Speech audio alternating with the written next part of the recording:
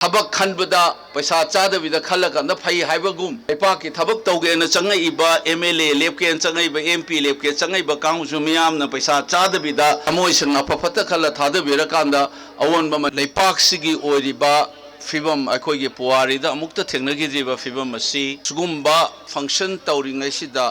निंगसिंगबा तोइना तोइना अखोइना ngasi फम्मगा येंगिबा मिकुपसिदा हानगी मसागी फमुंग कांगतोल इंखोल नत्रगा चाखुम लेजरंबा इरैचा कयाम ngasi काखन काखन खारगा ngasi फावबा अंगकपा मवोंग अमगी पुंसी अमद हिंगली हाइबसे अखोइ काउदबा सानरिंगैगी मिकुपसिदा मसी मियामदा हंजन हंजन ऐ निंगसिंगजनिंगे हेक हौरकपदगी इरांग से थोलकपदगी आइना सु अहांबा आइना वोट की नॉमिनेशन फाइल तौरगा थोलकपदा प्रेसमेन हंगकपदा सोय हाइजरमी खरा लेरगदी से लुहोंग कोंगथोंग थोलकपा लारिक लाइसुगी तंबगी खोपगी तौरकांद काउगिनी लेपाक से इरांग अमा लेरी हाइबसी मियामना कावे हाइबगी वाना चदे आइना सुम निंगसिंगजबगी वानी यामना नुंगाइतबा मसा मसुदा बिस्किट अमा बाउ पिजनिंगाइ लेतबगी कपखिबा पुंसी हंगोइनिंगाइ ओरबा रिलीफ कैंप नेना हानगे कॉलेज तो स्कूल तो थांगजला लेबा मतमदा मांगथोंग टॉयलेट की नाकन मनम वा वा नमगा कांधर नमा खल्लगा मोपाम थारगा लेहौबे इमुंग मनुंग अखोइ तोइना तोइना काउदबा फै नि सुबदा पुवारिदा मुक्त थेंगनगिद्रिबा अखोइनदि यामना चाउरे मालेम सिनबा लई अदुगा 1950s and 60s असो अहलोन कांगबु खरा नंगसी दहलोन ओबा मतमदि नहारोल नंगसी अखोइना नहारोल लाइसु अदुगी दुरुगी थोलखिबा वाहै मखोइना साम पिक्तकना मंगाल चौबिनी कायना पावुंग जेंद्र कुमार शर्मा ने इरगा पावुंग आरिबम शाम शर्मा सुर पांदुना सक्तुना स्कूल कयादा 1950s and 60s दा लेपाक असिगी इनोट अमा पीखिबा अदुगुंबा पिक्तकना मंगाल चौवा सना लेपाक मणिपुर हाइबदो मदुगी यांगलेन सरु ओइरिबा Meitei कौबा फुरुपसिना ngayok chafuda yokpogom ngasi su hingli haibase akhoi kaugdaba सानरिंग आई दस अमरोम ददे ngसाइसु सुम फामिंगाइ खलैनि इंग्लिश फिल्म येंगिबा मयामदा जर्मन गी नाजी हिटलर गी मतमदा मखोइगी कंसंट्रेशन कैंप ता फार लेबा मयामदुना फुटबॉल सानहलगा तुम लेहलगा अइना येंगबदो काइन खलकपा यावे ngसाइ पुनिंगदा अखोइना सानरिंग आइसिदा अदुना मसिनी अइना अहानबदा अइना हाइजनिंगबसि लैरिबा अखोइगी फिबम से सानरिबा स्पीड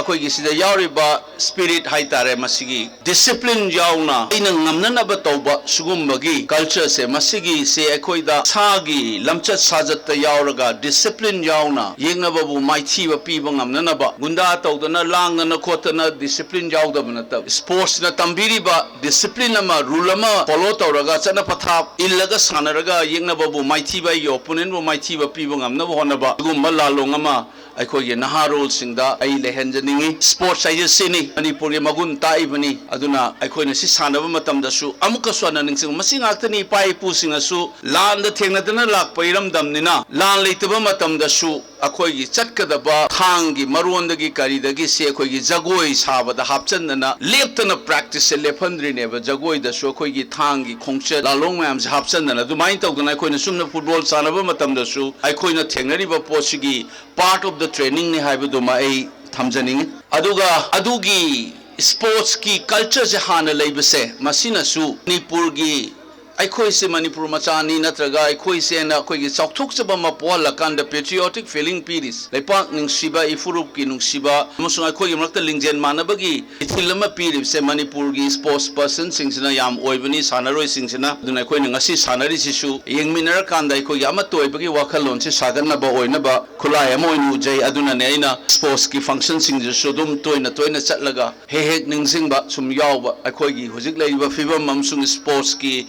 माना लौरिबा रोल से करी नोइस मसी सेंगबन होनबदा अखोइगी खुंड्राकफम केंद्र की ऑनरेबल एमएलए की नाउ लोकेश्वर सुम चलकपदा मा फजना थबक तवे मागी केंद्र सिदा चंगकप मतमदा आइना उबदा मागी कम्युनिटी हॉल स्कूल की संग स्पोर्ट्स ग्राउंड से फजना सेमे आइना सुम उबदा आइना अतै उरमदबु याइको तोप एमएलए मा मोंदे हेना फजना तौसु लेरम याइ दु आइना थेंगनजरकपददी मा दौना तौबुदी लेते ngasi ju पाव मताई सिगी सिसु 9 साइड से नतबिदा ममांगे से संगम अहुमुक लौसले हाय 11 सानबा याबा अचौबा बॉल ग्राउंड मा ओंथो अने न सेम साब लोइरे हाय अदु सोई मा बु हन थागल से मसी लेपाक मयामगी लेइबे केंद्र सिगसु याम चाउथोक सिंगाइने सिगे गे चिनतबा उ थारी सी लोइ लौसलगा जिमाना 11 बाय साइड सानबा याननबा मसेमनी हाय अदुना मागी ग्राउंड चप याम फजबा ग्राउंड याम लेहवे अदुना स्पोर्ट्स थवाई यावद नतना लेपाक सैग लोइनरकपदा आगे लेपाक खनबा लेपाक मियाम की थबक तब नहान कुछ मा स्कूल माना आंग क्लास 10 12 तमगी माना कोचिंग सिन्न खोतना तौबम यावे उनरमे सुगुम्बा नहा लेपाक की थबक थवाई याव मागे केंद्र येंब मियें सिखत नतना लेपाक इशूदसु मचिन थोंना ngang तुमिना लेबंगमदबा सुगुम्बा राजनीति वाला अखोई सेम मथौ ताई मणिपुर हाना चटनबी लेरमिबा सक्सा हाइजानरगा पैसा लौरगा तौरगा सेमगतलुबा अदुगी कल्चर से लाइब इलेक्शन दगी तपना तपना होंदोक्सी अदुगु ममी ngakna तौरगा कागिबा कांगुदुदगी ने अखोइना मणिपुर ngasi लेखा तारैबसे अदुना अखोइना स्पोर्ट्स की डिसिप्लिन यावदु माइना न पथाप यावना